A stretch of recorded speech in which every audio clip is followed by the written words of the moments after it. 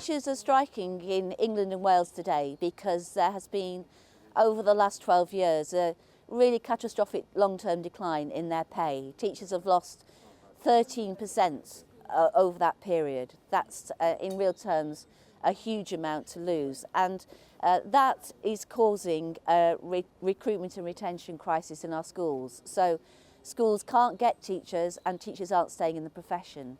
That's a toxic combination of overwork and underpay.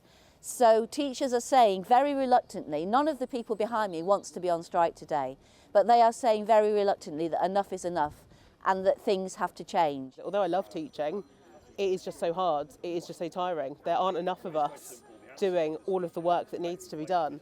And because we're continually demonised, sometimes the support feels like it isn't there. But I'm really hoping people will support us today and will support us for future strikes because we are working so hard. Yes, well, we're here on the steps of the Treasury, bringing a message to the heart of government that the government's own workers are on strike, 100,000 of us across the UK, because civil servants have had the lowest pay increase anywhere in our economy, 2% pay rise, when inflation is running in double digits and people have had enough and we're on strike for more money. Our school is suffering from our teachers not having enough money to be paid.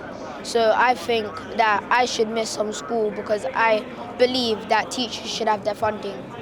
My school doesn't have very many teachers, so they don't have many teachers to look after us and to take care of us, so we need to kind of look after ourselves a little bit as well. I'm here today because lots of teachers aren't getting paid enough, and I want to try and make the government pay more for my teachers, like my dad and my school teachers. I would say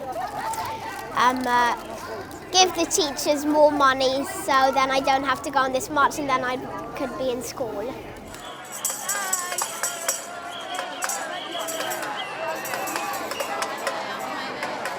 Oh, it's terrifying. It's a really, really, really bad time to be here at the minute. Yeah, I don't know, it's quite depressing, it's quite scary. Doesn't really feel like anything's going to change. I don't know, feels like the demise of the UK. I think it's very sad that we've got to this state that we're having to have people sort of on strike and not being able to work, but the other problem is there's a smallish pot of money to go around and to try and work out the best way of distributing and using it. But yeah, it's sad. Teachers, kids are all wanting to do their exams, and yeah, I think it's a huge amount of pressure on everybody.